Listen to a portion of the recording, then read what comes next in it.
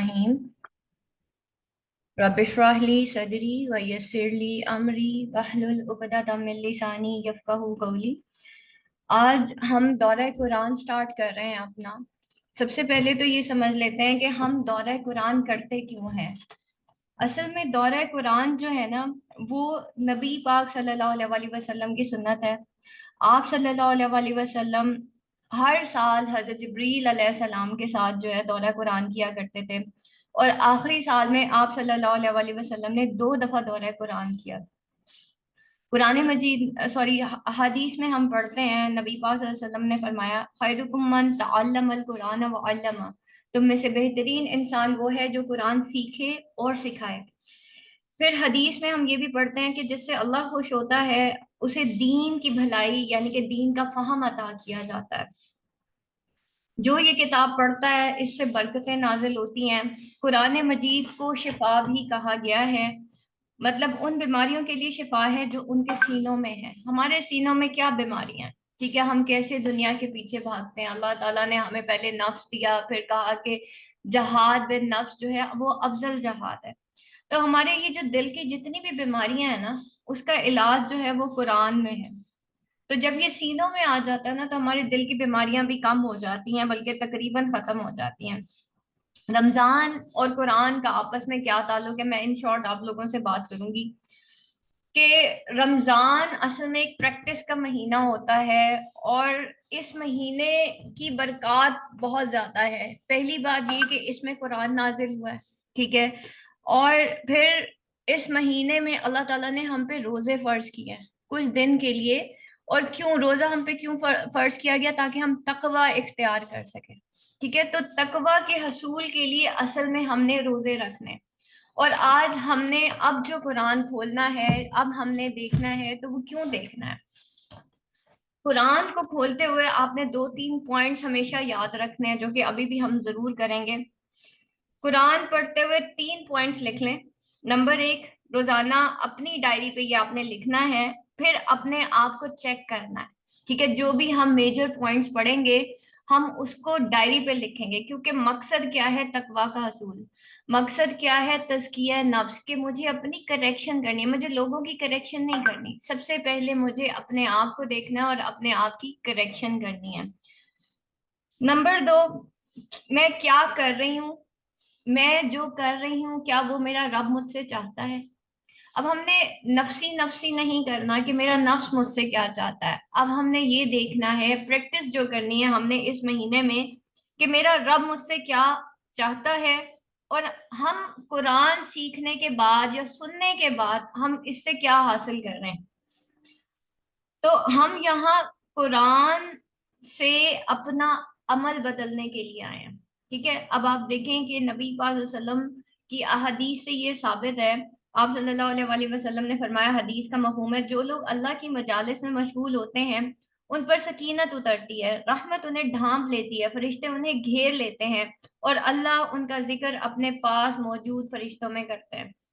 बाद मुबस्सरीन बयान करते हैं कि जब हम कुरान पढ़ने में मशगूल हुए तो हमें दुनिया की खैरातों बरक़ात ने ढांप लिया। नबी पाक सल्लल्लाहु अलैहि वसल्लम इसी तरह एक सफर में थे। तो अब हम सूरतुल बकरा क्योंकि स्टार्ट करने जा रहे हैं, तो जब एक शख्स से के करीब से गुजरे तो आप सल्लल्लाहु अलैहि वसल्लम ने कहा कि मैं तुम्हें क्या कुरान का बेहतरीन अफजल हिस्से के बारे में ना बताऊं। तो आप सल्लल्लाहु अलैहि वसल्लम ने फिर उसके सामने अल्हम्दुलिल्लाह रब्बिल आलमीन की तिलावत की, ठीक है। तो मोमिनों के लिए ये जो कुरान है ना, हमारा बेसिकली टारगेट क्या है। हम सबको बड़ा शौक है ना जन्नत का, तो हमारा टारगेट क्या है। नंबर 1 तकवा का हसूल, नंबर 2 बख्शिश, ठीक है, और नंबर 3 अल्लाह की रहमत। ये याद रखिए कि बगैर अल्लाह की रहमत के हम लोग जन्नत में दाखिल नहीं हो सकते, ठीक है। तो अल्लाह की रहमत की कैटेगरी में आने के लिए हम कुरान खोलते हैं। कुरान हम क्यों खोलते हैं, देखें, बहुत सारे लोग मुझे कहते हैं मैम हमारी अभी नमाजें पक्की नहीं है। बहुत सारे लोग मुझे कहते हैं मैम दुआ कीजिएगा, ठीक है। कुरान खोलें। जब तक हम कुरान नहीं खोलेंगे, इसको बार बार नहीं पढ़ेंगे ना, हमारा ईमान का लेवल नीचे और नीचे और नीचे जाता रहेगा। आज आप देखें, आज अल्हम्दुलिल्लाह आप आए हैं, قرآن کی مجلس میں آئے ہیں, اسٹرینتھ فیل ہو رہی ہے؟ تو بس یہی اسٹرینتھ ہے جو کہ انسان کو قرآن سے ملتی ہے, اور یہ ہے ایمان کی طاقت. کہ اگر آپ کے دل میں ایمان ہے نا, تو بغیر ایمان کے تو کوئی بھی جنت میں نہیں جائے گا نا. ہم حدیث میں یہ بھی تو پڑھتے ہیں نا, بغیر ایمان کے کوئی انسان جنت میں نہیں جائے گا. تو یہ ایمان ہی ہے جو دنیا میں بھی انسان کو بہت زیادہ طاقتور اور اسٹرانگ رکھتا ہے, اور آخرت میں بھی اسٹرانگ رکھتا ہے. کیونکہ قرآن میں ہی اللہ تعالیٰ فرماتے ہیں کہ ایمان والوں کے لیے نہ خوف ہوگا اور نہ غم ہوگا, یعنی کہ ایمان والے اس خوف اور غم کی کیفیت سے دور ہوں گے. قرآن ایک بصیرت کی کتاب ہے, سیدھا راستہ ہے, مومنوں کے لیے شفا ہے اور رحمت کا باعث ہے. جو اس کتاب کو چھوڑ دیتے ہیں ان کے لیے دردناک عذاب ہے. تو کہیں ہم نے اس قرآن کو چھوڑ تو نہیں دیا؟ قیامت کے روز قرآن بھی تو ہم سے سوال کرے گا نا, اللہ تعالیٰ سے شکایت کرے گا نا کہ یا اللہ ان لوگوں نے مجھے چھوڑ دیا تھا. ہمارے گھر میں قرآن تو پڑھا ہوا ہے, لیکن کیا ہم قرآن کو پڑھتے ہیں؟ نہیں پڑھتے. ٹھیک ہے, تو اب ہم نے قرآن کو سیکھنا ہے. یہ وظیفوں کی کتاب نہیں ہے, یہ سیکھنے کی کتاب ہے. تو یہ دلوں کو بدل دینے والی کتاب ہے. ہم نے چیک کرنا ہے کہ ہم روز کے اتنے موٹیویشنل لیکچر سنتے ہیں تو ہمارا دل کیوں نہیں بدلتا. کیونکہ اللہ تعالیٰ تو خود کہتے ہیں کہ اگر ہم اس قرآن کو پہاڑ پہ نازل کرتے تو وہ ریزہ ریزہ ہو جاتا. اللہ نے پھر انسان کا دل چوز کیا, اللہ تعالیٰ نے اس کے دل کے اوپر اس قرآن کو نازل کیا. ٹھیک ہے, تو پھر ہمیں کیوں سمجھ نہیں آتا کہ اگر اللہ نے مجھے چوز کیا نا, میرے دل کو, تو ہمارے دل کیوں نہیں بدلتے؟ اگر قرآن پہاڑ پہ نازل ہوتا, وہ کتنا سخت ہے, تو کیا کہیں میرا دل اتنا سخت تو نہیں ہے کہ میں اللہ کی آیات تو سنتی ہوں لیکن میں اللہ کی آیات کو شاید مانتی نہیں ہوں؟ مجھے ڈر یہ لگتا ہے کہ کہیں دنیا میں بیکورڈ تصور نہ کی جاؤں. ٹھیک ہے, کہیں لوگ مجھے یہ نہ کہیں کہ بھائی مطلب یہ تو بہت بیکورڈ ہو گئی ہے, ہماری سوسائٹی جو ہے ہمارے اگینسٹ نہ ہو جائے. تو اس کتاب کے اندر اصل میں انسان کا ذکر ہے. آپ نہیں چاہیں گے کہ آپ کے بارے میں کوئی آپ کو بتائے. ٹھیک ہے, تو اس کی انسان کی زندگی کے مسائل کیسے ان کو ترتیب دینا, اللہ تعالیٰ نے یہ ہمیں بتایا. ٹھیک ہے, قرآن میں نا دو طرح کے مسائل ہیں. ٹھیک ہے, ایک تو یہ جنت دوزخ سزا اور جزا کا معاملہ ہے, جو کہ آپ میں ہر کوئی آرام سے اس کو سمجھ سکتا ہے, سن سکتا ہے, سب کچھ ہے. لیکن ایک جو ہے نا قرآن کے اندر ہے فقہی مسائل. ٹھیک ہے, جیسے عقیدے کا مسئلہ ہے, جیسے کچھ اصول ہے.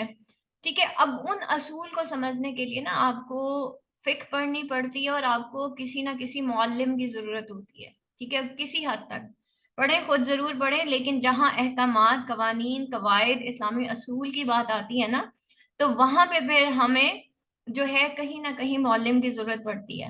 اور پھر ہماری اصل میں کنفیوژنس جو ہے نا وہ دور ہوتی ہیں. تو اس لیے ہم نے وہ جو ہماری زندگی میں جو کنفیوژنس ہیں, ہم نے ان کو دور کرنے کے لیے اصل میں قرآن کو سٹارٹ کیا ہے, یہ دورہ قرآن کو سٹارٹ کیا.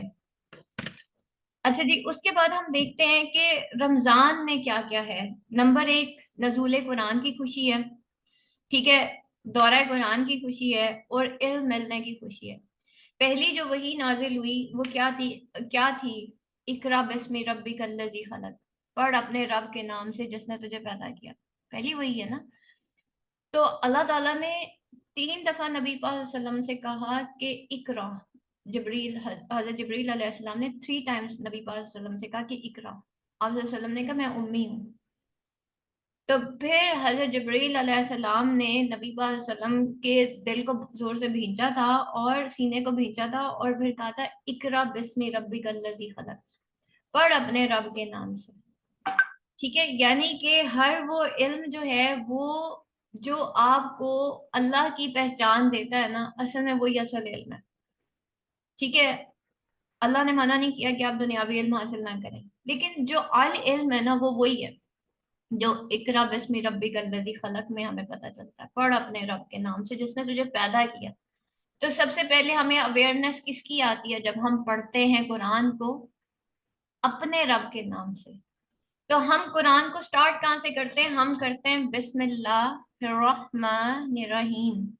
ٹھیک ہے, شروع اللہ کے نام سے جو بڑا ہی مہربان اور نہایت رحم کرنے والا ہے. ٹھیک ہے، یہ سورہ نمل کی ایک آیت ہے، بسم اللہ الرحمن الرحیم.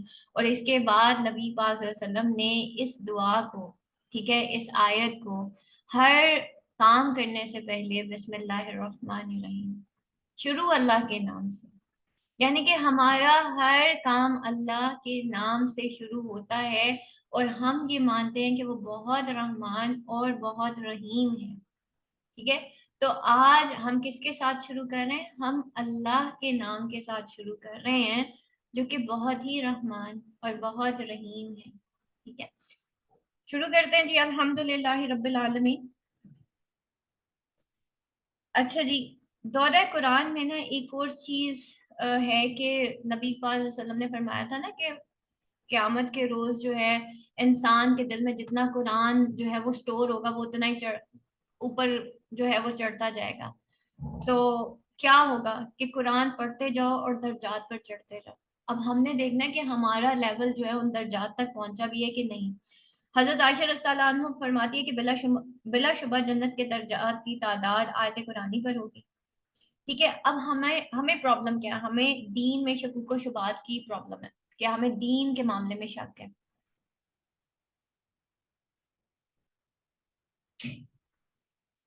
ٹھیک ہے، دین کے معاملات میں. اچھا، دورہ قرآن کیا ہوتا ہے؟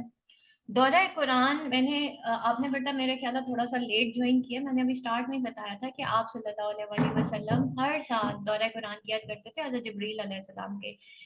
یہ ریمائنڈر ہے.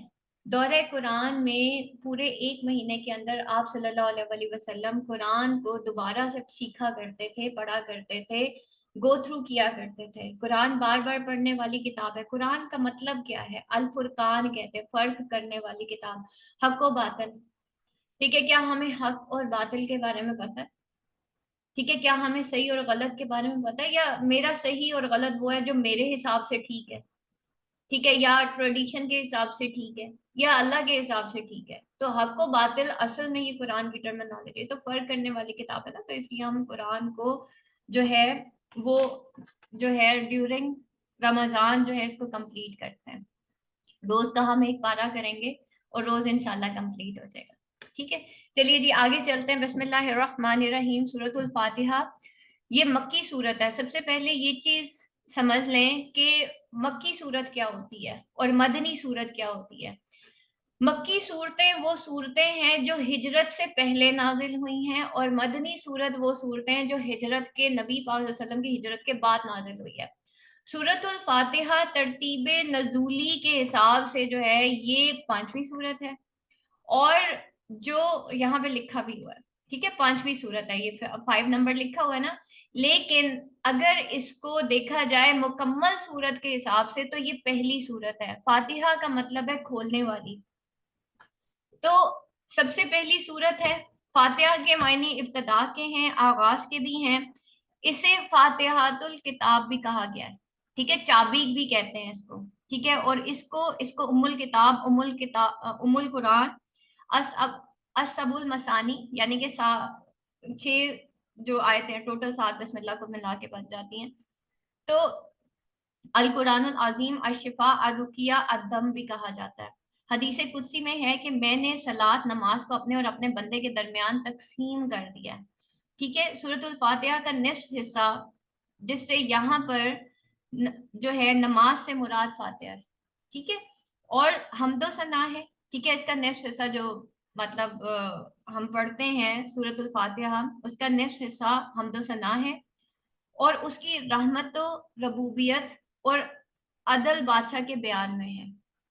ٹھیک ہے، اور نصف حصے میں دعا مناجات ہے جو اللہ کی بارگاہ میں انسان کرتا ہے.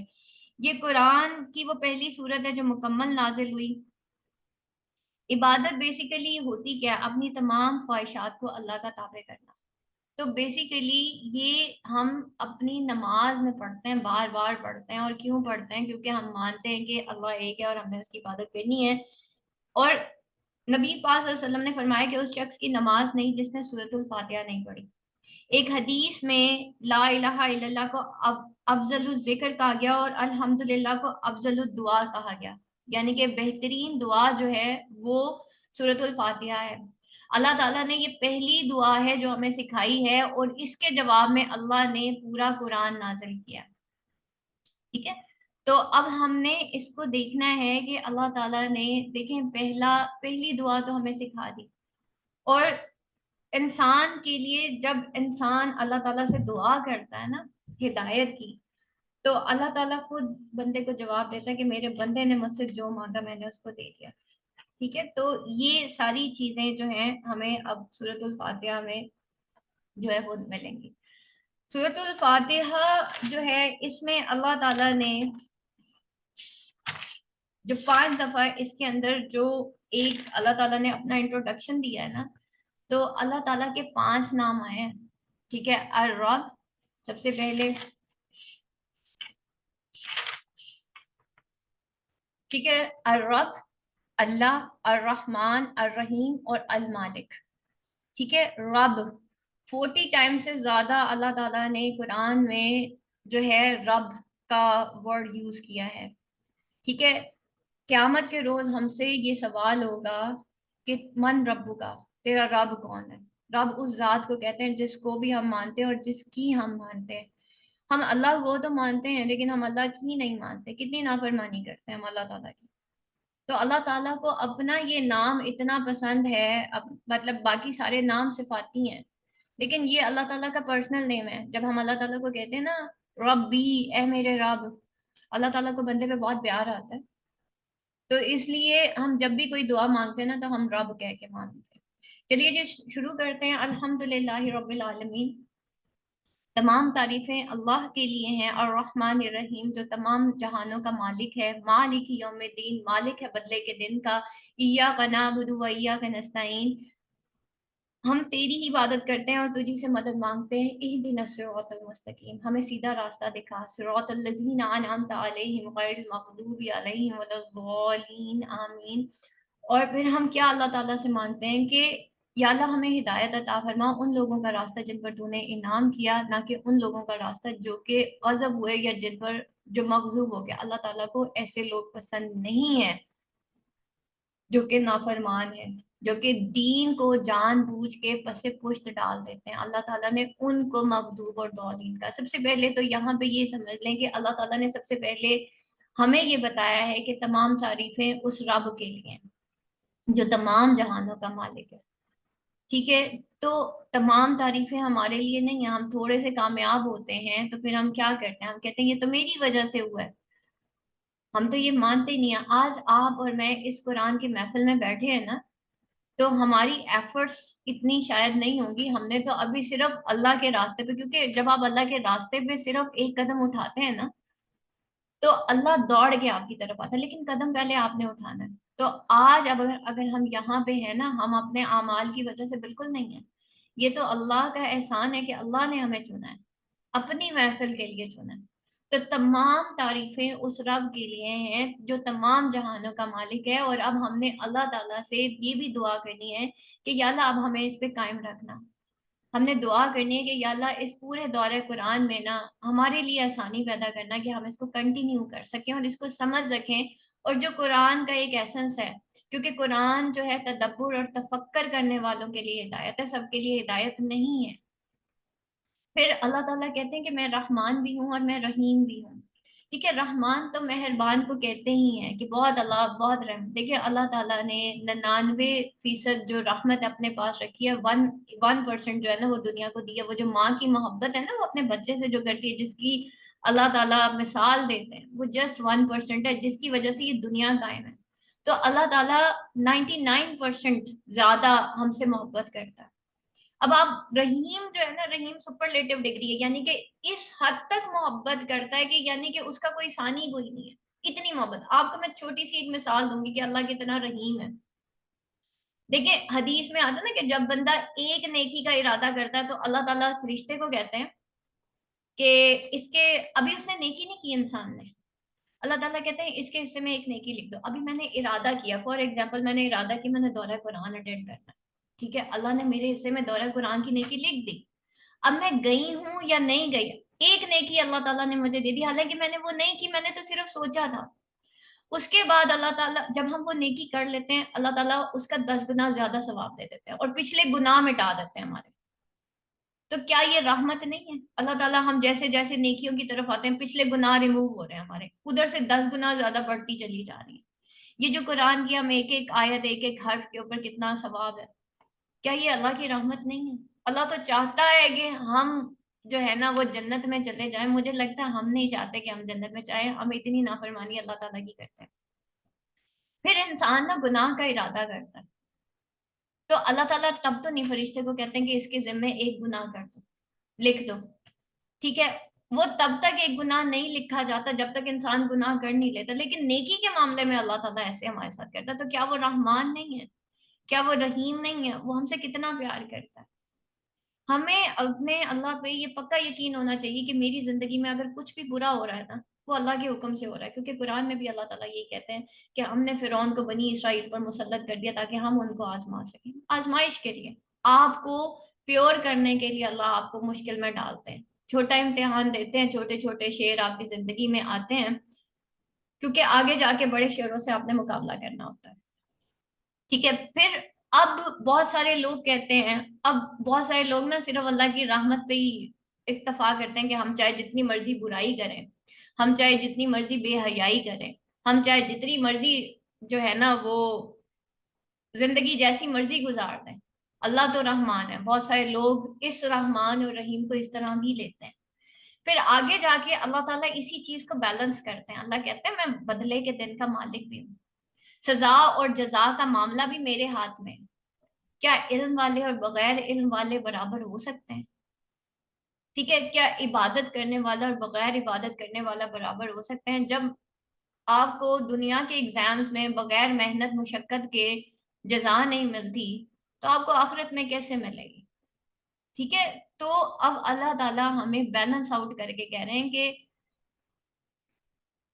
ہمیں وہ بدلے کے دن کا مالک بھی ہے, ٹھیک ہے. تو وہ اس دن کا مالک ہے جس دن ہمیں سزا اور جزا کا معاملہ ہونا ہے. تو اس دن بھی ہم اللہ کی رحمت کے سائے, نبی پاک صلی اللہ علیہ وسلم نے جب یہ بات کی نا کہ ہم بغیر اللہ کی رحمت کے جنت میں نہیں پہنچ سکتے, تو آپ صلی اللہ علیہ وسلم سے جو ہے صحابہ کرام نے پوچھا کہ یا رسول اللہ آپ بھی نہیں؟ تو آپ صلی اللہ علیہ وسلم نے کہا نہیں میں بھی نہیں, ٹھیک ہے, میں بھی نہیں. تو اب ہم قرآن کیوں پڑھ رہے ہیں؟ اگر خالی رحمت ہی کی وجہ سے ہم نے جنت میں جانا ہے تو بیسیکلی اس رحمت کی کیٹیگری میں آنے کے لیے ہم یہ قرآن پڑھتے ہیں, اور پھر ہم اللہ ہی کی عبادت کرتے ہیں اور اسی سے مدد مانگتے ہیں. پھر ہم اللہ تعالیٰ سے کہتے ہیں کہ یا اللہ ہمیں سیدھا راستہ دکھا. اور یہ سیدھا راستہ کون سا راستہ ہے؟ یہ قرآن کا راستہ ہے, اور یہ ان لوگوں کا راستہ ہے جن پر تو نے انعام کیا. کن کا راستہ ہے؟ ہم نے کون سے لوگوں کا راستہ فالو کرنا ہے؟ وہ انبیاء ہیں, شہداء ہیں, صدیقین ہیں اور صالحین ہیں, ٹھیک ہے. اور کیا ہے؟ غیر المغضوب, نہ کہ ان لوگوں کا راستہ جو کہ بھٹکے ہوئے ہیں, ٹھیک ہے, جو کہ گمراہ ہو گئے ہیں. کون لوگ گمراہ ہوتے ہیں؟ جو اللہ کی نہیں مانتے, جن کے سامنے دین آ گیا, انہوں نے حق کو پہچان لیا لیکن انہوں نے حق کو انکار کر دیا. اور ہم سمجھ رہے تھے صرف اللہ تعالیٰ عیسائی اور یہودیوں کو کہہ رہے ہیں. اللہ تعالیٰ خالی عیسائی اور یہودیوں کو نہیں کہہ رہے, اللہ ہمیں بھی کہہ رہے ہیں کہ مطلب تمہارے سامنے بھی دین آ گیا ہے, تمہارے سامنے بھی قرآن آ گیا ہے, اور تم اب اس کو جو ہے تھام لو, ٹھیک ہے, تاکہ تم کہیں بھٹکے ہوئے میں سے نہ ہو جاؤ.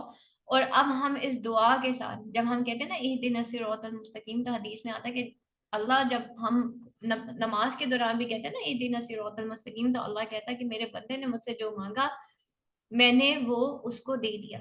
تو ایسا ہو ہی نہیں سکتا کہ ہم اللہ سے ہدایت مانگے اور اللہ ہمیں نہ دے. لیکن کچھ چیزیں نا بغیر مانگے نہیں ملتی, ان میں سے ایک ہدایت بھی ہے, ٹھیک ہے. بغیر مانگے جو ہے آپ کو ہدایت نہیں مل سکتی, تو اس کے لیے بہت زیادہ کریونگ ضروری ہے.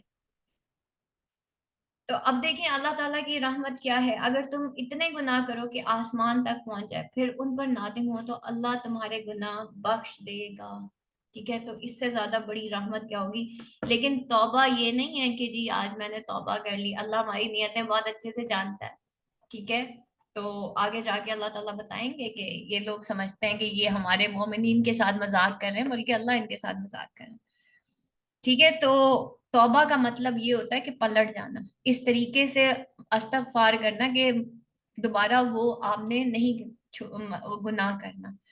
उसके बाद हम सूरतुल बकरा पे आते हैं। सूरतुल बकरा जो है वो कुरान की सबसे लंबी सूरत है। तरतीब नजूली के हिसाब से ये 87 नंबर पे है, और तरतीब तौकीफी यानी कि कुरान की उसमें ये सेकंड नंबर पे है। अच्छा, तरतीब नजूली और तरतीब तौकीफी ये दोनों अल्लाह ही के हुक्म से हुए। ठीक है, ये जो तरतीब तौकीफी है ना कि पहले नंबर पे सूरतुल फातिहा फिर दूसरे नंबर पे सूरतुल बकरा, ये भी अल्लाह ही के हुक्म से हुई है। तो इसलिए इसमें बिल्कुल भी कंफ्यूजन की जरूरत नहीं है। अब सूरतुल बकरा के बारे में पढ़ लेते हैं कि सूरतुल बकरा जो है इसका पढ़ना जो है वो नबी पाक सल्लल्लाहु अलैहि वसल्लम ने फरमाया कि इसका पढ़ना बाइसे रहमत है और इसका छोड़ देना बाइसे हसरत है। जिस घर में सूरतुल बकरा पढ़ी जाती है उसमें शयातीन दाखिल नहीं होते। ठीक है, तो अब ये सूरतुल बकरा, और नबी पाक सल्लल्लाहु अलैहि वसल्लम ने फरमाया कि हर चीज की एक कुरान होती है, और कुरान की जो कुरान है ना वो सूरत अल बकरा है। सहाबा कराम कहते हैं, हजरत अनस रज़ियल्लाहु अन्हु कहते हैं कि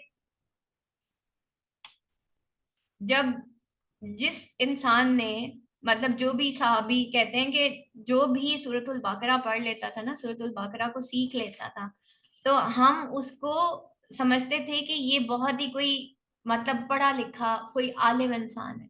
तो हम उनको जो है वो जो है बहुत ज्यादा ऊंची निगाह से देखा करते थे। सूरतुल बकरा और सूरह आले इमरान पढ़ लेता था, हमारी निगाहों में उनका जो मर्तबा है वो बुलंद हो जाता था। तो अब्दुल्ला बिन उमर रज़ियल्लाहु अन्हु ने 8 साल में सूरतुल बकरा सीखी।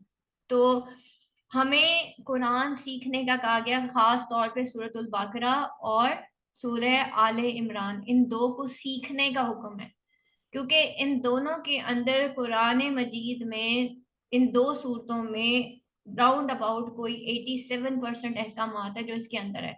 तो जो सूरतुल बकरा सीख लेता था ना उस दौर में, तो उसको आलिम कंसीडर किया जाता था। तो ये अहमियत है सूरतुल बकरा की। आगे चलते हैं।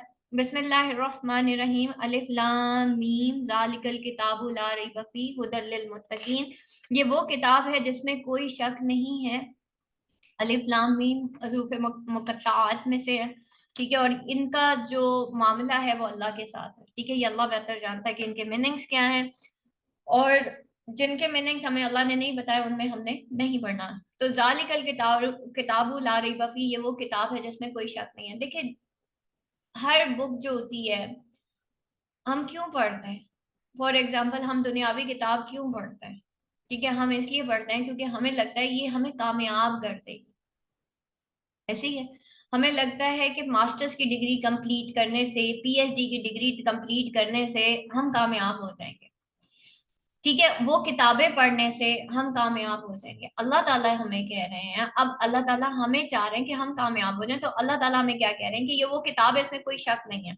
ये जो शक होता है ना, असल में ये मतलब आपको असल चीज पे आने नहीं देता। फॉर एग्जाम्पल, हमारे बच्चे को नहीं पता मैट्रिक के बाद भाई मैं कौन सी डिग्री करूं, अब वो शक में पड़ा हुआ है कि मैं अब किस रास्ते पे चलूं, मुझे इंजीनियरिंग करनी है, मुझे डॉक्टर बनना है, या मुझे कुछ और बनना है। तो फिर वो क्या करता है? अब वो शक में पड़ा हुआ है, कंफ्यूज स्टेट ऑफ माइंड है। तो ये कंफ्यूज स्टेट ऑफ माइंड जो है ना, ये आपको हक नहीं जानने देती। तो अल्लाह ताला सबसे पहले आपको बता रहा है कि वाहिद ये वो किताब है जिसके अंदर कोई शक नहीं है, यानी कि इसको अगर तुमने पकड़ लिया ना, तो फिर तुम्हें जो है कहीं पे भी कोई रुकावट जो है वो फील नहीं होगी, यानी कि तुम चलते ही चले जाओगे। और इसी तरीके से देखें, तकवा जो है ना, जब इंसान इख्तियार करता है तो अल्लाह बंदे को वहां से देता है जहां से उसको गुमान भी नहीं करता। तो अलिफ लाम मीम ये वो किताब है जिसमें कोई शक नहीं, और ये हिदायत है किसके लिए? मुत्तकीन के लिए। मुत्तकीन कौन है? परहेजगारों के लिए। और मुत्तकीन कैसे होते हैं? ठीक है, हमने अपने अंदर झांक के देखना। आगे अल्लाह ताला ने 6 खसूसियात दी हैं मुत्तकीन की कि क्या अब हमें हमें ये खसूसियात हैं। वो लोग जो सब ईमान लाते हैं गायब पर, गायब जो हमें नजर नहीं आता। हमने रसूल नहीं देखे लेकिन हम उस पर ईमान लाते हैं। हमने पुरानी किताबें नहीं देखी, हमने इल्हामी किताबें नहीं देखी, हम उस पर ईमान लाते हैं। हम फरिश्तों पे, दोजख पे, जन्नत पे, अल्लाह पे, जो चीज हमें नहीं नजर आती हम रोजे आखिरत पे, हम किस्मत पे भी यकीन रखते हैं। ठीक है, हम यकीन रखते हैं ना कि अल्लाह ही है जो दुनिया चला रहा है, तो ये सब है, ये हमारा अल्लाह पे ईमान है। ठीक है, लेकिन क्या हम भी गायब पे ईमान रखते हैं? मुझे क्यों इतना डर लगता है कि कल मेरे साथ पता नहीं क्या हो जाएगा, अगर यूं ना हुआ तो पता नहीं क्या हो जाएगा। ठीक है, तो अगर ये मेरी नौकरी चली गई तो पता नहीं क्या हो जाएगा, क्या हमारा अल्लाह पे ईमान नहीं है? ठीक है, हम ईमान मुफस्सिल और ईमान मुजम्मिल में क्या पढ़ते हैं? मैं ईमान लाया अल्लाह पर, उसके फरिश्तों पर, उसकी किताबों पर, उसके सहीफों पर, अच्छी और बुरी तकदीर पर। यानी कि अच्छी तकदीर पर भी और बुरी तकदीर पर भी, ये नहीं कहना कि या अल्लाह ये मेरे साथ ही क्यों।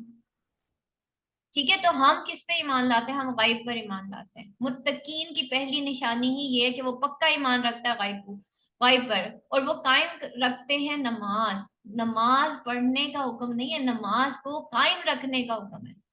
क्या हम 5 वक्त की नमाज पढ़ते हैं? क्या हमने नमाज कायम कर ली है? नबी पाक सल्लल्लाहु अलैहि वसल्लम ने फरमाया कि नमाज मोमिन की मिराज है। मिराज किसे कहते हैं? जो प्रायोरिटी होती है। क्या हम अव्वल वक्त में नमाज पढ़ते हैं? क्या हम पूरी नमाजें पढ़ते हैं? क्या नमाज हमारी जब खुशियां होती हैं, हमारे घरों में शादियां होती हैं या जनाजे होते हैं, सबसे पहले क्या चीज छूटती है? नमाज छूटती है। तो क्या मेरी नमाज मैंने कायम कर ली है? ठीक है, हदीस में आता है कि जिसकी नमाज नहीं उसका ईमान नहीं, और जिसका ईमान नहीं उसका कोई भी अमल कबूल नहीं। नबी पाक सल्लल्लाहु अलैहि वसल्लम ने फरमाया कि नमाज मेरी आंखों की ठंडक है। क्या मेरी नमाज मेरी आंखों की ठंडक है? नबी पाक सल्लल्लाहु अलैहि वसल्लम ने फरमाया कि नमाज जो है वो बेहयाई और बुरी बातों से रोकती है। अगर हम बेहया हैं, बेहया कौन होता है? नबी पाक सल्लल्लाहु अलैहि वसल्लम ने फरमाया था ना, जिसमें हया नहीं तो फिर वो जो चाहे मर्जी करे। तो हम सरों से दुपट्टे उतार के क्या कहते हैं? दुनिया के साथ भी तो चलना पड़ता है ना। तो हम नमाज भी पढ़ रहे हैं और सर पे दुपट्टा भी नहीं है। ठीक है, और हम फजूल गॉसिप भी कर रहे हैं। तो ये मसला नमाज में नहीं है, मसला हम में है। कैसी नमाज पढ़ रहे हैं हम? ठीक है, तो नमाज बेहयाई और बुरी बातों से रोकती है, तो क्या मेरी नमाज मुझे बेहयाई और बुरी बातों से रोक रही है? क्वेश्चन ये है, क्या मेरी नमाज जो है वो जो है मैं कायम कर चुकी हूँ? ठीक है, तो और नबी पाक सल्लल्लाहु अलैहि वसल्लम ने क्या कहा? आप सल्लल्लाहु अलैहि वसल्लम ने बताया, पूछा कि बताओ सबसे बड़ा चोर कौन है? साहबा किराम ने, किसी ने कुछ कहा, किसी ने कुछ, किसी, आप सल्लल्लाहु अलैहि वसल्लम ने कहा वो जो अपनी नमाज में चोरी करता है, जो रुकू और सजूद में चोरी करता है, जो वुजू करने में चोरी करता है। और क़यामत के रोज तो नबी पाक सल्लल्लाहु अलैहि वसल्लम अपनी जो उम्मत है उसको कैसे पहचानेंगे? उनके जो माथे हैं ना, ये जो हम मसा करते हैं, वुजू करते हैं, उसकी वजह से चमक रहे होंगे। और नमाज जो है ना, क़यामत के रोज जो पहला सवाल होना वो होना ही नमाज का है। ठीक है, जिसकी न, और कुरान में भी अल्लाह ताला फरमाते हैं कि जन्नत वाले जहन्नुम वालों से पूछेंगे कि क्या चीज तुम्हें जहन्नुम में ले गई, तो वो कहेंगे कि हम नमाज नहीं पढ़ते थे। ये कंपल्सरी क्वेश्चन है, जिसने ये नहीं पढ़ा ना, नमाज नहीं कायम की, वो सीधा जहन्नुम में ही जाएगा। ठीक है, ये कंपल्सरी क्वेश्चन है, इसकी हमने पहला क्वेश्चन है और ये हमने तैयारी करनी है। जैसे हर हर एग्जाम का एक ऑब्जेक्टिव होता है ना, तो हमारा ऑब्जेक्टिव पार्ट जो कंपल्सरी पार्ट है वो नमाज है। तो अगर ये पिलर ऑफ इस्लाम है, ठीक है, अगर आपने पिलर ही नहीं खड़ी की तो ऊपर छत कैसे खड़ी होगी, बिल्डिंग कैसे खड़ी होगी? तो ये आपके ईमान का हिस्सा है। ठीक है, तो हदीस में हम ये पढ़ते हैं कि जो फजर का पाबंद है उसका जामिन अल्लाह। फजर तो पक्की कर देना, फजर पक्की करके तो देखें देखें अल्लाह की ब्लेसिंग्स कैसे आती हैं। उसके बाद अल्लाह ताला हमें कहते हैं कि और उससे जो हमने रिस्क उन्हें दिया वो सब खर्च करते हैं। अल्लाह ताला ने रिस्क में खाली माल नहीं आता, आपका सुकून, आपका आराम, आप अल्लाह के लिए अपना सुकून बर्बाद करेंगे? ठीक है, कुरान में अल्लाह ताला फरमाते हैं, चौथा पारा शुरू होता है, लन तनालल बिर्रा, कोई भी शख्स उस वक्त तक नेकी तक नहीं पहुंच सकता जब तक कि अपनी बेहतरीन चीज अल्लाह की राह में खर्च ना करता है। मैंने अक्सर मैं स्टूडेंट से क्वेश्चन करती हूँ कि आपकी बेहतरीन चीज क्या है? कोई कुछ कहता है, कोई कुछ कहता है। मैं कहती हूँ नहीं, नींद। क्योंकि आप फजर इसलिए कजा करते हैं, आपको नींद आई होती है।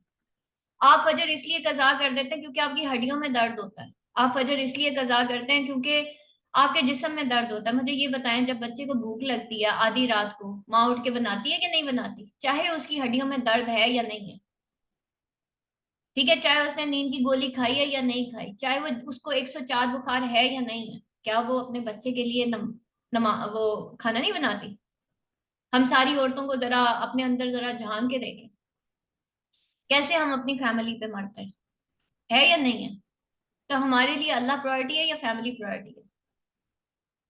तो अगर हम अपने बच्चों के लिए इतना कर सकते हैं तो उस जात के लिए क्यों नहीं कर सकते जिसने जो हमसे इतना प्यार करता है, जो चाहता है हम जन्नत में चले जाएं? सोचने की बात है। कितने जितने भी मर्जी जो जॉबियंस हैं, क्या वो जॉब पे नहीं जाते? जितने मर्जी चक्कर आ रहे हो उनको, क्योंकि पता है ना यहाँ से बहुत कुछ मिलने वाला है हमें।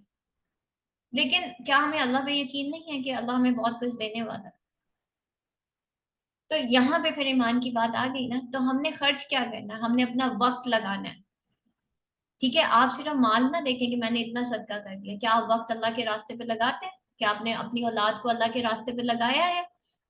क्या आप रोज अपने बच्चों से पूछते हैं कि हाँ बेटा आओ, चलो आओ अल्लाह के रास्ते पे चलते हैं? ठीक है, तो ये तो फिर वही हुआ ना कि वो एक शेर है ना, बड़ा प्यारा, कि ना खुदा मिला ना खुदाई सनम, ना वो इधर के रहे ना वो उधर के रहे। ठीक है, तो फिर तो हम ना इधर के हैं ना उधर के हैं। तो इबादत जन्नत में जाने का रास्ता है, वाहिद इबादत। तो हमने खर्च क्या करना? हमने अल्लाह के रास्ते पे अपना वक्त, अपना माल, अपनी औलाद, अपनी जान, सब कुछ लगाना है। ठीक है, सिर्फ आप माल के साथ उसका मुकाबला नहीं कर सकते, खर्च करने के लिए वक्त भी है। तो क्या हम अपना वक्त अल्लाह के रास्ते पे लगा रहे हैं? अल्हम्दुलिल्लाह आज आप आए हैं ना, अब मजीद अल्लाह के रास्ते पे आपने अपना वक्त निकालना है। ठीक है, जहाँ हम दुनिया के लिए इतना वक्त निकाल सकते हैं, वहां पे हम इनके लिए भी निकाल सकते हैं, कुरान के लिए भी निकाल सकते हैं। और वो लोग जो सब ईमान रखते हैं जो उस पे नाजिल किया गया, ठीक है, किस पे नाजिल किया गया?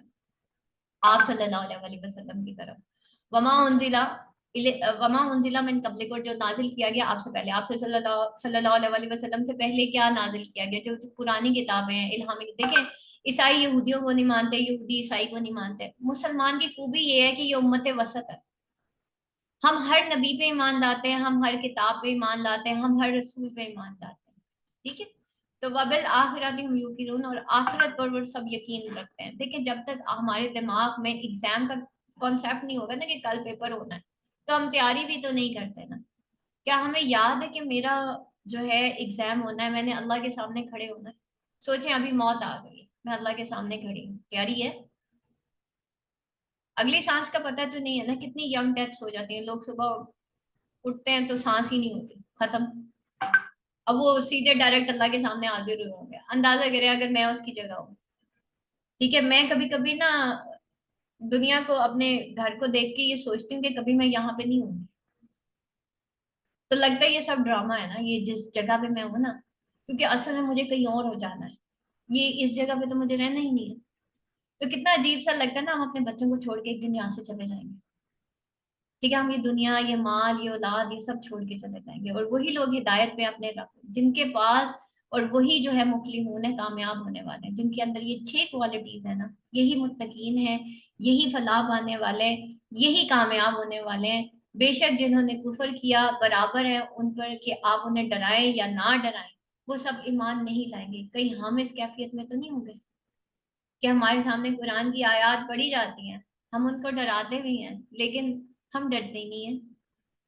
ठीक है, तो अल्लाह ने कहीं हमारे दिलों पर, उनके कानों पर, उनकी आंखों पर कहीं मोहर तो नहीं लगा दी? हमें अपने अंदर चेक करना है, और उनके लिए क्या है, बहुत बड़ा अजाब है। ठीक है, और लोगों में से बात ऐसे हैं जो कहते हैं कि हम ईमान लाए अल्लाह पर और आखिरत के दिन पर, हालांकि वो ईमान नहीं लाते। कहीं ये कैफियत मेरी तो नहीं है? वो सब